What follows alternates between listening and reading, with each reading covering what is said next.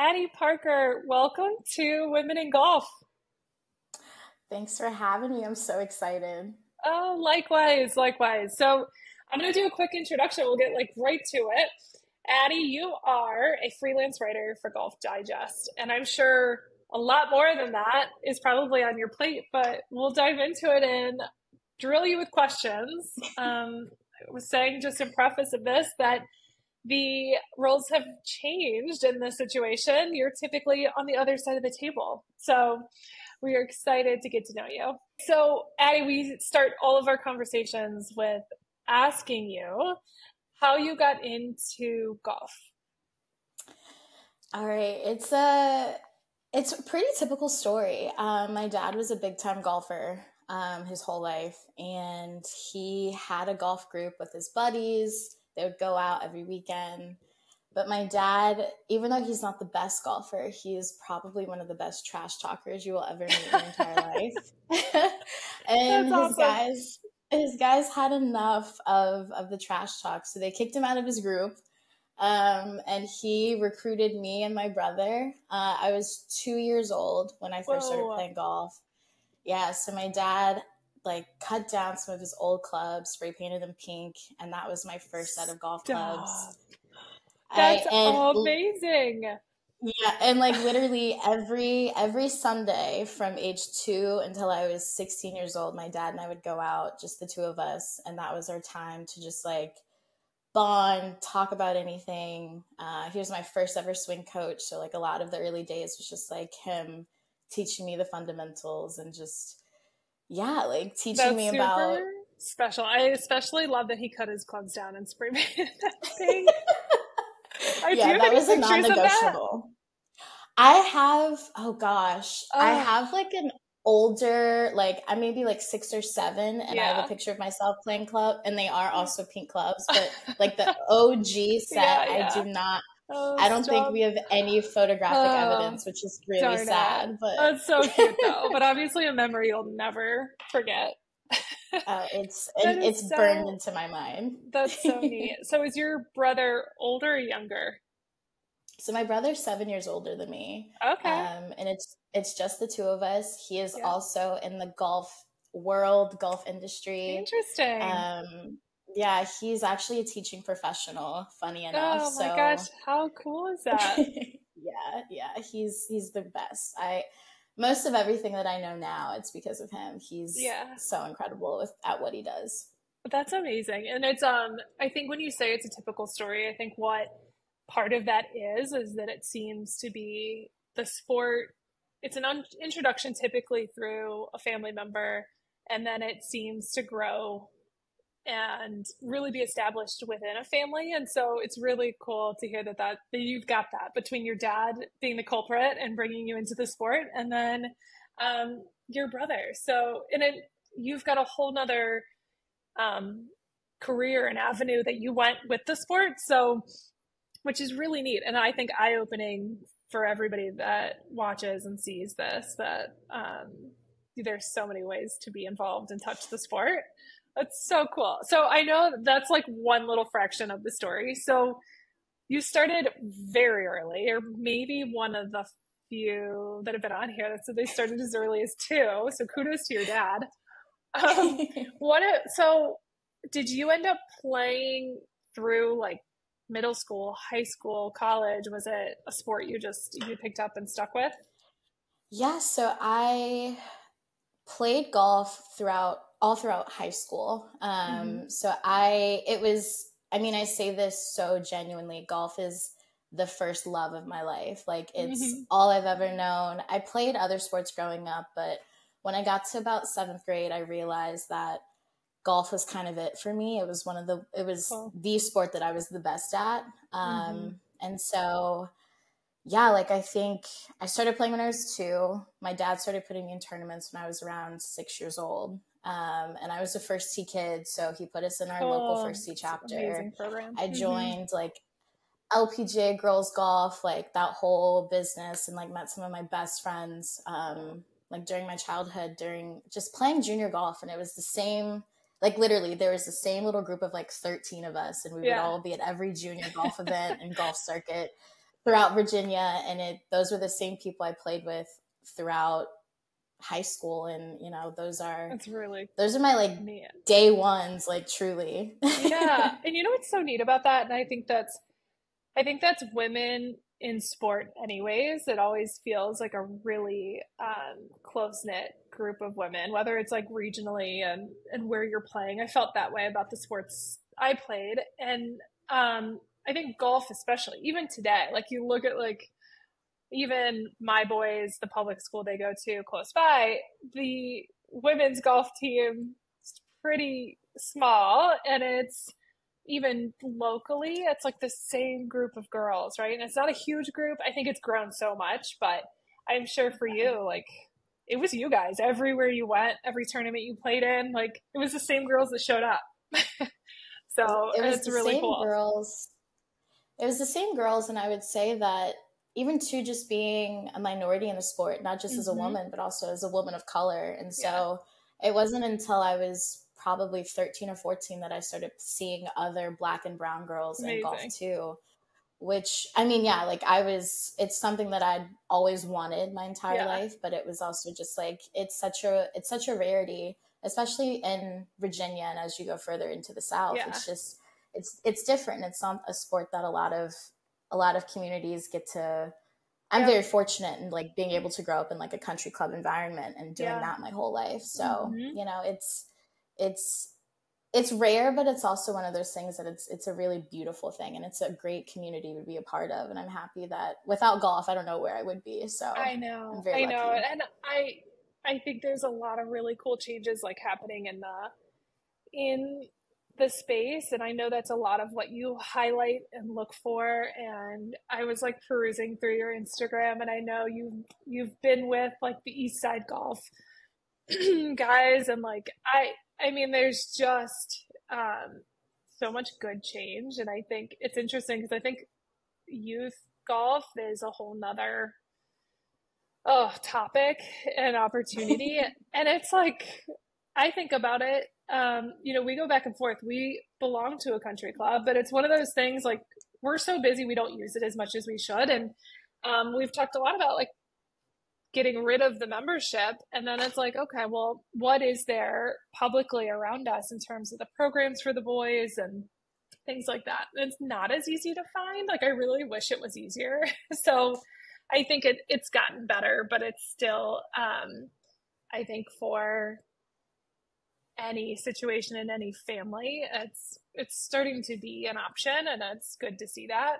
So you have a special spot and experience in terms of being a minority in more ways than one.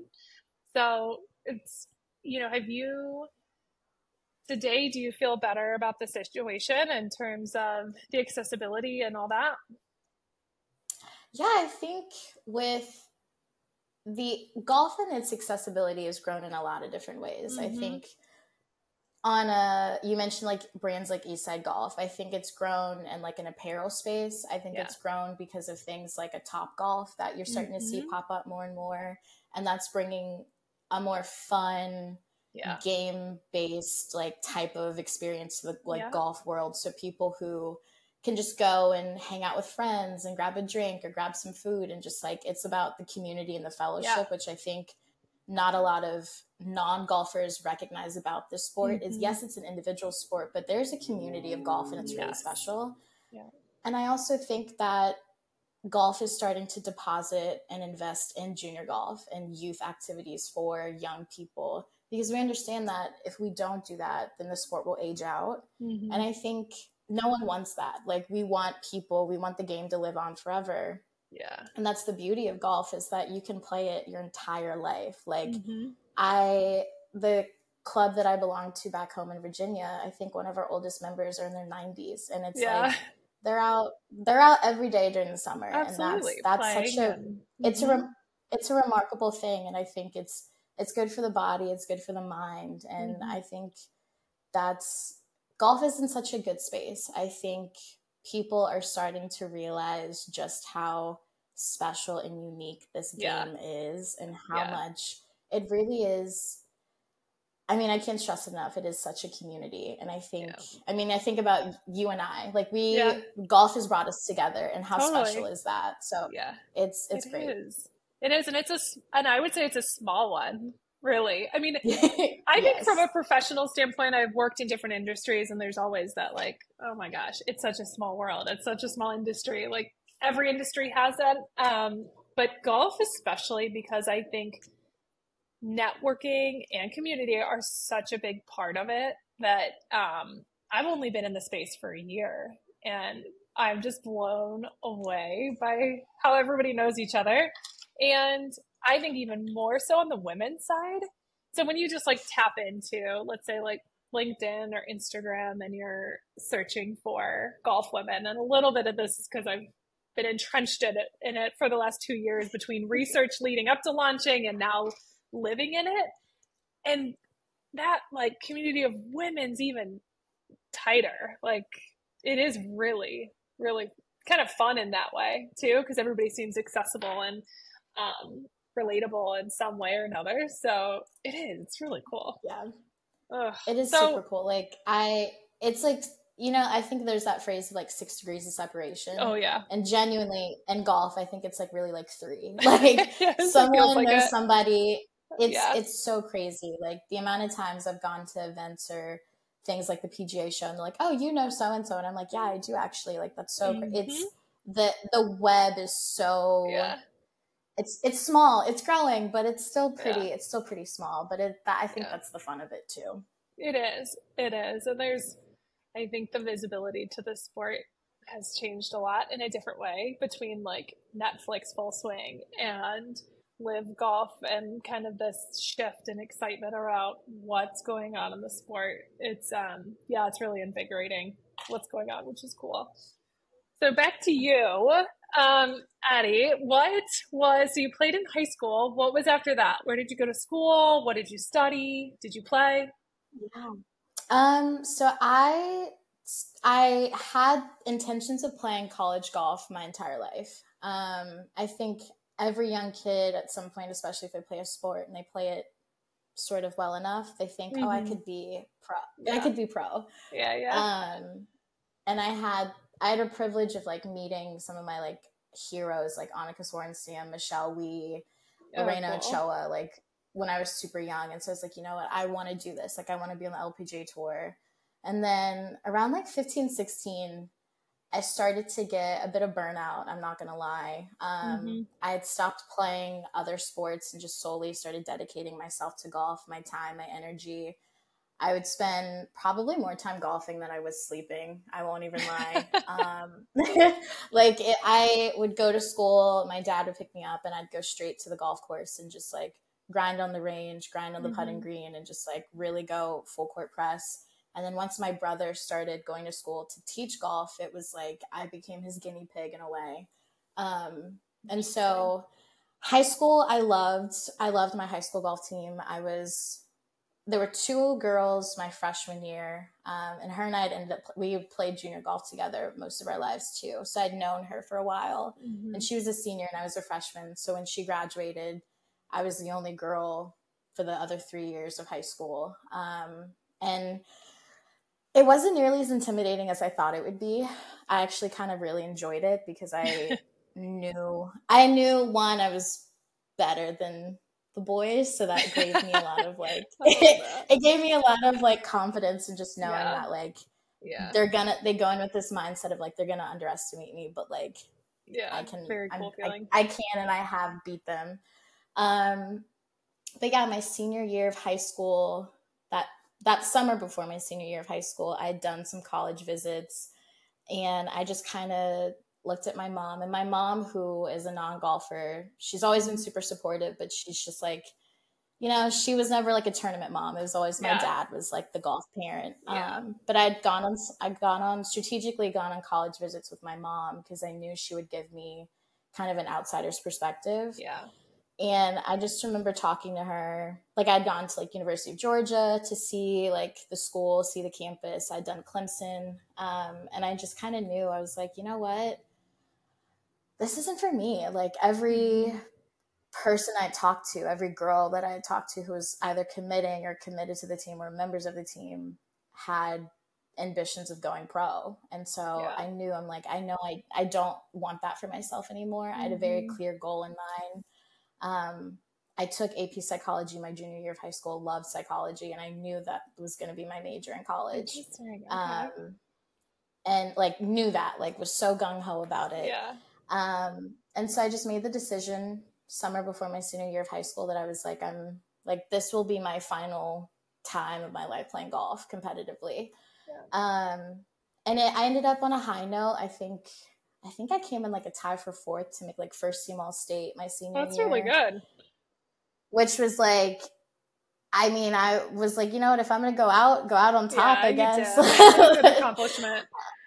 Cool. So that was, it was really bittersweet because a lot of the girls that I had, you know, that had also finished with me, they were also all like graduating. They were seniors too. So it was like kind of like an end of an era for all of us. And quite a few of them went on to play in college, but, and unfortunately, like after I kind of stopped playing, like I didn't really see them anymore. They weren't really in my circle, but I was able to end my high school career on a high note, and I knew I was looking forward to school. So I ended up going to Virginia Tech, which was the best decision of my entire life. I didn't think I wanted to stay. I didn't want to stay in state for college. I wanted like a big Southern football school. Like you did. I love game days. I love the tailgating. Cool. But Virginia Tech ended up being, I mean, the best decision I could have. Walking away from golf when I did was the first best decision I've ever made for myself. And then going to Virginia Tech was the second best decision I ever made for myself. I mean, so, and I did. I majored in psychology there. I thought I wanted to be a clinical psychologist. And then my senior year, my final semester happened in 2021. And I was like, I don't know if I want to be a clinical psychologist anymore. Oh my gosh. And I don't know what it is about me and these like last minute, like, I don't know, change my life plans, but like my parents were so over me. They were like, okay, look, this is the second time you've like made like a life-changing decision. What is going on? But no, it actually ended up being for the best. Like, again, something like when you have that gut feeling that, you know, something just doesn't quite feel right, you kind of have to follow it. And so I did. I give you a lot of credit because I don't think many students, I was going to say kids, but like many young adults or students at that age, like would kind of just swallow it and be like, well, it's kind of what I studied the last 3 years. Like I should just go with it. Maybe it'll be better when I get out of school. So, your intuition obviously is good, and you have strong enough shoulders to bear that decision. And a lot of it is like, one, I think the mental toughness that golf gave me, but also like credit to my parents. It's like they've always taught me to like follow my heart, go with my gut, and like stand in that and like believe in yourself. It's beautiful. That is you're so lucky. It's very cool. I'm so grateful. I'm so blessed. But no, I'm sorry. Go ahead. No. So, and I just wanted to touch on, cause I think even rewinding to when, I mean, you were talking about making a decision to stop playing golf and go to school not for golf after years of practicing and spending all this time to do so. In the burnout, it's fascinating because that's a commonality between all the women we've had on here, is that you hit this point, like it's always been in your life. And I think you hit a point where it was not enjoyable and wasn't bringing you the joy you had felt or hoped, and walking away from it, which a lot of women had in some capacity, especially if they were players. I feel like that's really something common from the women we've talked to that at some point have played. But this idea on the kind of transformation that I think you women and players have gone through and still retained that love, passion for golf is so amazing. But I think it's that process of how you disconnect yourself a little bit and see the world outside of golf a little bit. Take a breather and then somehow find your way back to it. So Yeah. I want you to continue because I want to hear kind of what path you took after deciding that psychology wasn't in the books. And I'm sure it's leading you to where you are today. I mean, yeah, for a second, I just want to take it back to, I mean, being like 16, turning 17, walking away from golf. It was one of the hardest decisions I've ever made.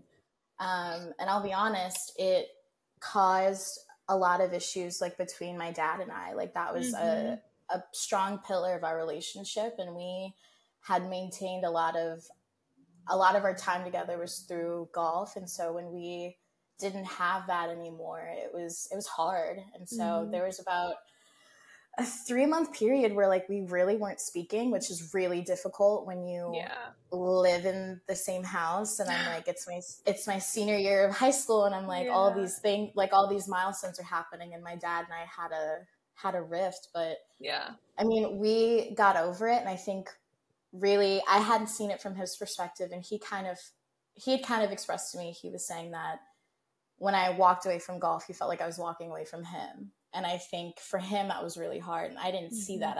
I didn't realize that it was that serious for him.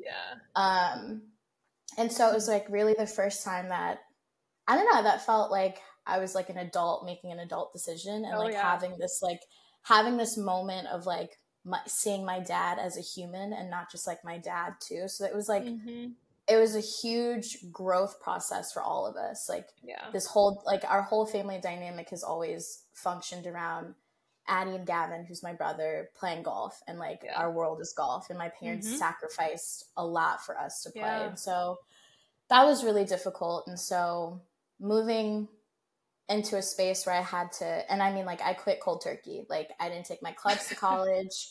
Like I had like gotten rid of all my clothes, all my trophies. Like I had just like, I was over it. And so I just wanted to go to college and be a normal kid and like make the friends that I just wanted to go to school.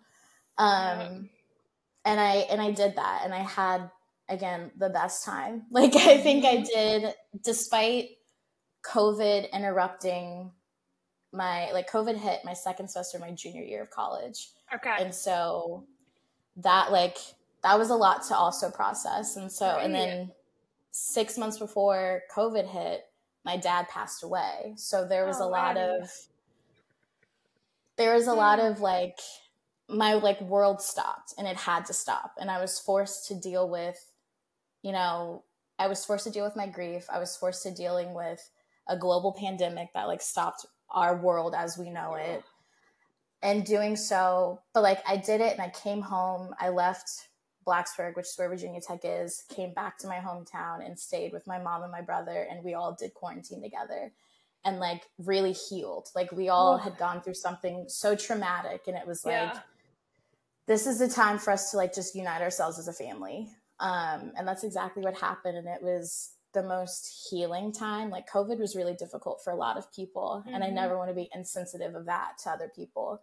But for my family, for my nuclear family, it was the most healing time for any of us. I bet. And I'm really, really grateful for that time that we had to have, just to kind of take a moment and just like be with just us and like talking it out and experiencing life. And that was a lot. Well, it's like, I'm so sorry for your loss. And I know this conversation is probably not easy, especially reflecting on his role in your life and the sport and everything, that it's really special. And it is interesting that COVID isolated a lot of people, but it also brought people together, and it like slowed everything down, right? Which I think is the most valuable thing I think that everybody went through, that you were kind of, again, isolated and focused on each other, and that healing that you guys all, I'm sure, needed and got to enjoy together, which is really, really cool. So you were, did you have senior year remote, or were you back at school for senior year? So I remember I was on spring break, March of 2020. My mom and I are actually in New York City, and we got the last train out of New York before like they shut New York State down. So like Weird. we like barely like Weird. made it out. It was really crazy. Gosh. That's like out of a movie for sure. Oh, it was so crazy. Like we were like, what is going on? Right. And so at the end of that summer, which was actually that summer of 2020, was the first time I had picked up a golf club since I had quit when I was 16. So that was really special too. And like my brother and I just were like, you know what? It seemed like we have nothing else to do. Like, let's just like go play golf. So there's a lot of people felt like the buildup of golf, I feel like over the last few years is because of COVID for that exact reason. Because of COVID. Yeah, exactly. We were outside. There was nothing else to do. And it was also the first time I'd played like since our dad had passed away. And so it was really special to do that with my brother and like just again, like a moment of healing. And so I made the decision at the end of that 2020 summer. I was like, you know what? I had the option to go back to school and our campus had opened back up, but all of my classes were virtual. And I'm like, you know what? I think I'm just going to stay. I stayed in Richmond with my mom and my brother for honestly both semesters. I didn't go back until maybe 6 weeks before I graduated. And I finally went back to campus because I realized like, you know what? I don't know. My friends, this was the last time that we were all going to be together, like truly, which was so, it's so crazy to think about. But like, I had friends who were moving to California. A couple of my friends had moved to Europe after we graduated. So I was like, you know what? I need to go back and like really be in this with my friends and just like have this like final hurrah. Yeah. And it was really lovely. It really was. And I kind of knew, again, that final semester of college, I was like, you know what? Psychology's not for me. I don't really know what I'm going to do. But it's also hard when you have your friends like accepting job offers and then moving to different places doing so. And I'm sitting here like, I don't know what I'm doing. And again, so I walked across the stage. It was something I didn't really want to do because I knew my dad wouldn't be there. And I was like, what was kind of the point to walk the stage if he wasn't there? But my mom was like, girl, you worked hard. Like, this is important. And so I remember having a conversation with my brother, who that was the first person I hugged after like the whole ceremony was over. And he was like, I have space for you if you want to take up a role with my junior golf academy. So again, like my brother teaches golf and him and our dad in 2016. So right around the time I was walking away from the sport, my brother was kind of entering his professional career as a teaching pro. And they started a junior golf academy. Cool. And it was, I mean, it's the coolest thing ever. And I'm so proud of what my brother and our dad has built and what my brother's continued to build since he's been gone. And so during COVID, a very transformative time for all of us, but my brother started filming like those really fast tip videos, like golf tip videos on TikTok, and like kind of blew up on TikTok. And he's like, I kind of need help on like a social media standpoint, but also I have a group of like 15, 13-year-old girls who are excited about golf, but he's like, I just don't know how to keep them here. He's like, I don't have the bandwidth, and they need a woman. And I was like, okay, let's do it. Cool. So I took like 3 weeks off just to kind of do nothing after I graduated. I enjoyed just myself and just like figuring out, I don't know, like I traveled for a little bit. I like went on some trips with some friends. And then like that June, my brother was like, all right, it's go time. Like we have summer camp starting. Like, are you ready to kind of, he's like, are you ready to like do this? So I was like, let's do it.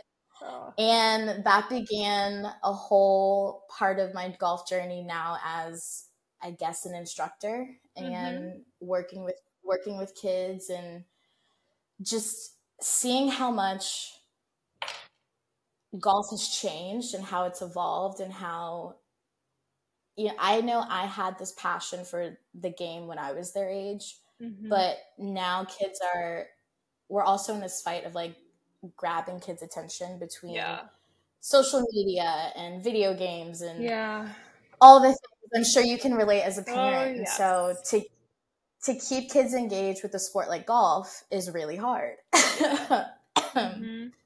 And my brother and some of his friends had found a way to gamify golf and come up with these like really elaborate, like actual like life-size games, like a cornhole, like like a putt-putt type of situation. And like we like it, and it just and basically like we taught these kids through game and competition the fundamentals of golf. So we took the, I guess, like the old traditional mold of like, this is how you hold a club, this is the grip, this is how you stand.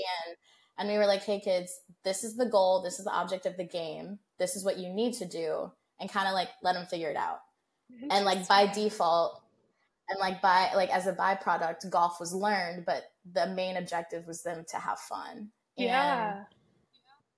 And I mean, it's the most remarkable thing. And I really got to learn a lot about one, myself, but also being able to connect with a child is one of the most amazing things that I think we as humans can experience. Like when they're excited to tell you something, when they're excited to share a part of their life with you, like you should be honored as a person. Like, cool. And I'm really grateful for, I mean, I think I worked probably about 18 months of my life doing that with my brother and one of our other really good friends, and shaping young minds.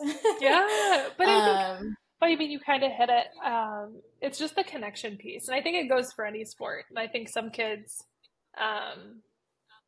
naturally, you know, either like the aggression of football or the speed of basketball, or you know, like there's kind of this fit in this moment in which a kid, I think, realizes they resonate with a certain sport, and but your role as an instructor is to like be that person to help them find like what the sport is about. And you know, it isn't for everybody, especially like young kid, but you're like hands on in the middle of helping them find that. So like to your point, when they like that like clicks and you see that, I'm sure it's so rewarding.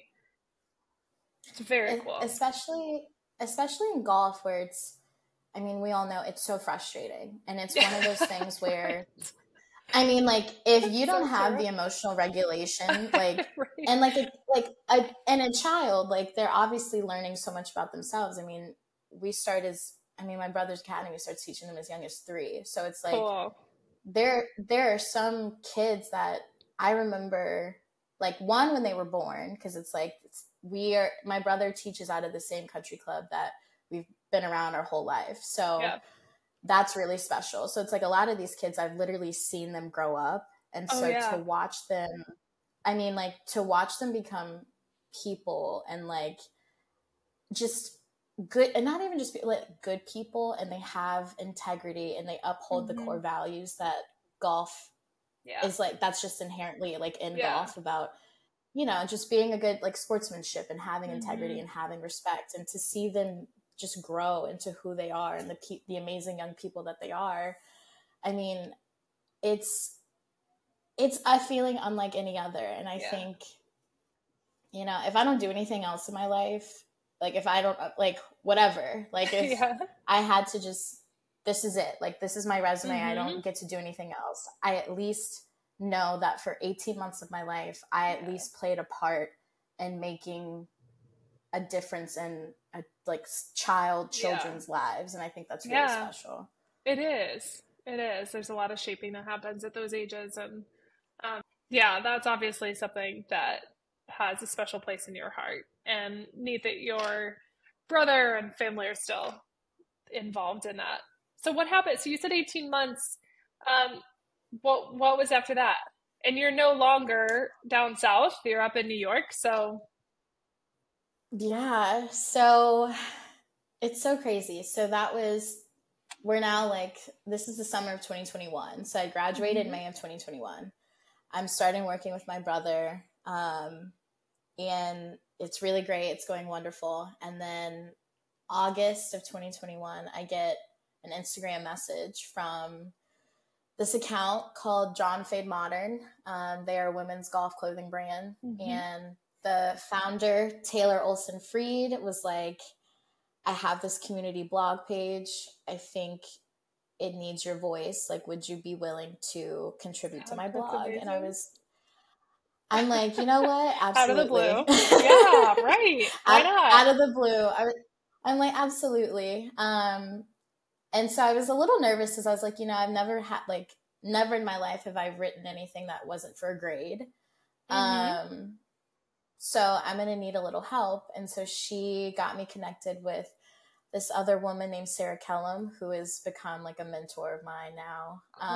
And she is now currently working for the LPGA as a part of their like comms team. And she's super incredible and she's amazing. And Sarah and I had like one 30-minute conversation, and I'm like, I think you are like one of my soulmates. Like, she's just an incredible human being. And so Sarah and Taylor both are responsible for getting me into the golf writing space specifically. I started out with like monthly pieces I would do for John Fade on their blog page. And then Sarah was walking away as she got accepted the job from LPGA. She was walking away from a publication called the 9 newsletter, which is inspired by Title IX. It's a newsletter dedicated to women's sports. And Sarah was their Golf Thursday contributor. So I took over for Sarah. And so I've been like growing with the 9. A lot of my co-contributors write for Sports Illustrated, the Associated Press. Like, these are like serious journalists. And I'm like, all right, here I am, this like this young psych major who doesn't know what she wants to do with her life. And here I am. And here's my opinion. It is so cool. So timeline wise, how long have you been doing this? And are you still writing for the 9 as well? So I started writing for the 9 in November of 2021. I am still currently writing for the 9. I have now taken up more responsibility with the 9, doing a lot of like social media correspondent and post work, which is really exciting. And because of the 9, I also was able to build out a portfolio, which is how I got connected to Golf Digest. And I started, gosh, that's coming up on a year too. I started with Golf Digest in April of 2023. So yeah, like we're entering year 3 of like this writing journey of mine. That's so cool. And it's so like, I don't know how we got here, but like, I'm so grateful for it. Like, I've been able to have my name be a part of one of the biggest golf publications in the world, which is super special. I've done some pieces for LPGA.com. Like, it's been a roller coaster, but I'm like so grateful to be on this ride. And like, so cool. I mean, it's a neat one, even from the 9 and that standpoint too. Just this wave of growth for women in sport. Like, it's everywhere. It's not just golf, and it's obviously a lot of conversation around that in so many different ways. So it's fun to be a voice in that. Oh, did I freeze? She did. I don't know what you last heard me say. It's okay. Oh yeah, no, it's okay. I was just saying that I think even outside of golf and Golf Digest, I mean, you being a part and a voice through the 9 and just women in sport and the growth there has to be really neat to be a part of. It is. I mean, because women, like, golf is having its own, I don't want to say a renaissance, but kind of sort of a renaissance where it's like we're introducing new ideas, new people, new game players. But I think women's sports, now is the time to just like lock in and invest. Like, there's something for, like, I don't know why it's taken this long, but people in society are starting to see that like women have such a strong like role in what we do in our society. And it's like women's sports is just as entertaining, if not more so, than men's sports. I mean, like, I think about just so much. Like you think about with what's going on with like women's soccer and the NWSL, you think about what's going on with women's professional hockey and how they have their own league starting up. I mean, there's so many amazing things going on across the realm of women's sports. And it's like, if you weren't paying attention before, you better start doing it now. Right. Like, you know, it's cool. It really is. And I so much of it, or part of it, I'm sure, is attributed to just the platforms in which people can share information and the experience of what's going on. Like that helps. I know in so many different ways, but I'm sure that's a big piece of it. So are you, so you're full-time. I mean, I know freelance writer, but full-time. Are you playing any golf? No. I feel like I don't even have time now. I mean, yeah, like you said, I am a full-time freelance writer. I spend a lot of my time dedicated to keeping up with just what's going on with golf because there's so much going on all the time. Like it's like, I mean, I feel like ever since Live, there's just been like a domino effect. Like there's like golf breaking news every day. But in terms of playing, I'm going to be very honest. I have this weird, I don't want to call it guilt,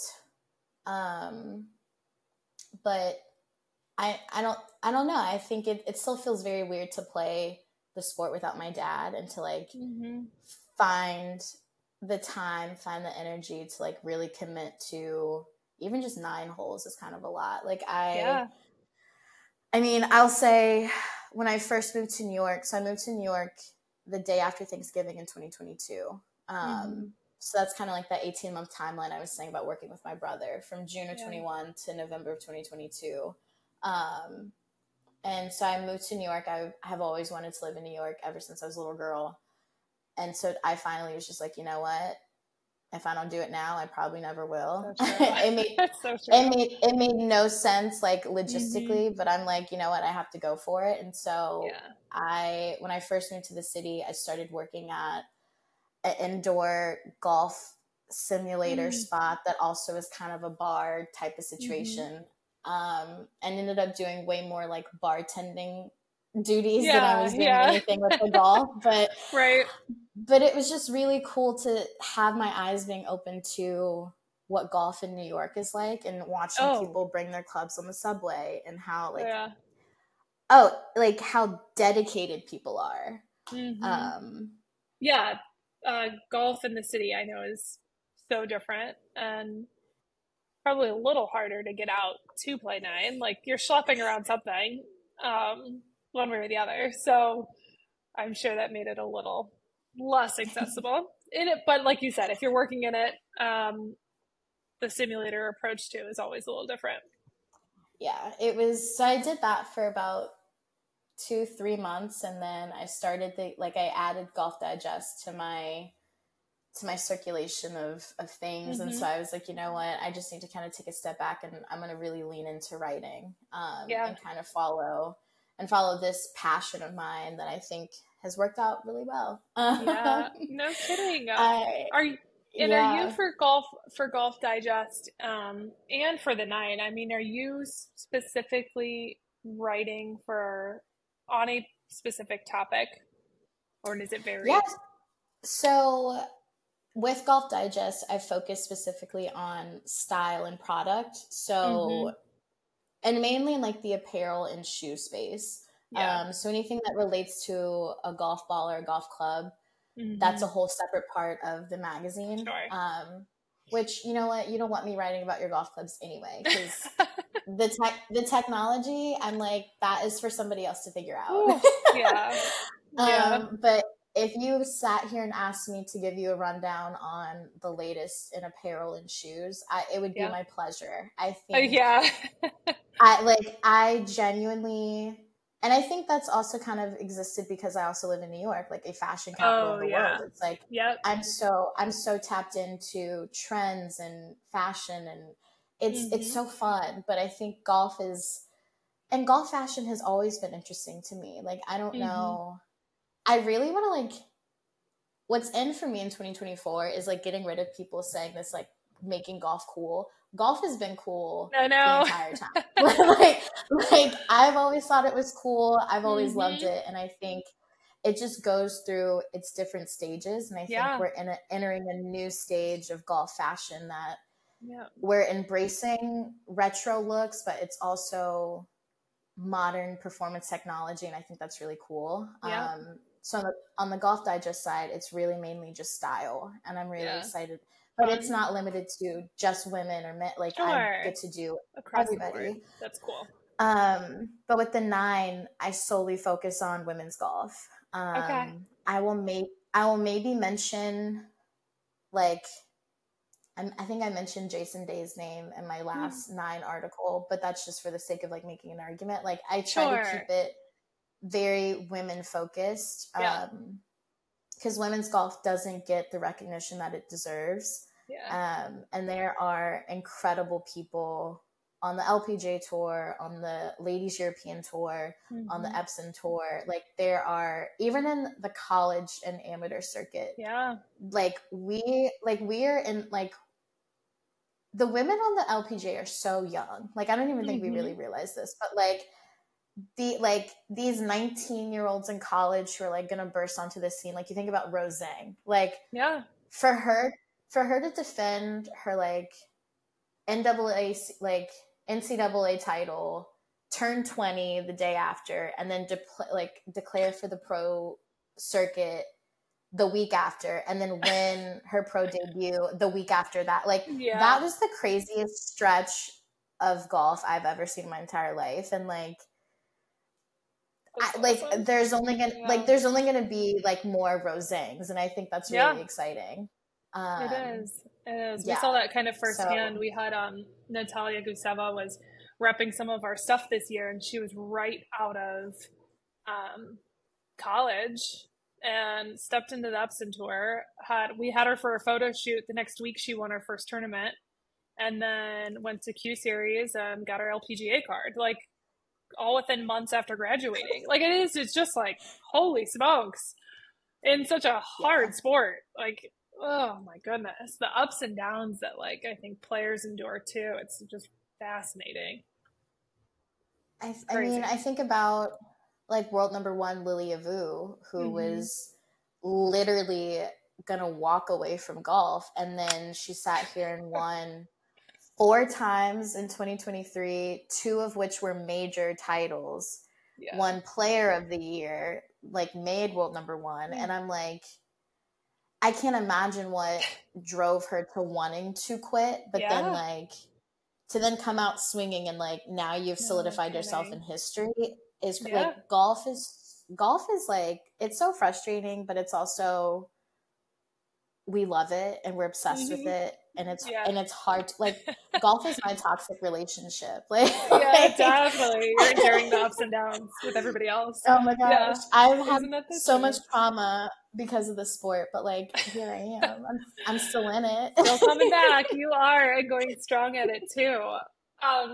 That's awesome, because that kind of leads me into, I think, 2 things to kind of wrap it up. One, let's see, I could probably ask you like 20 questions about fashion and golf, but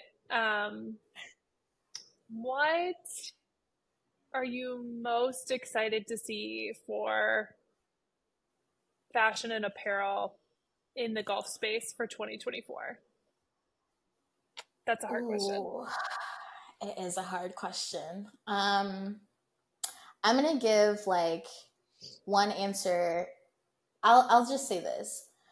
I need brands everywhere. Like, and honestly, I don't have to talk to my women-owned brands as much, because you understand these are clothes for women by women.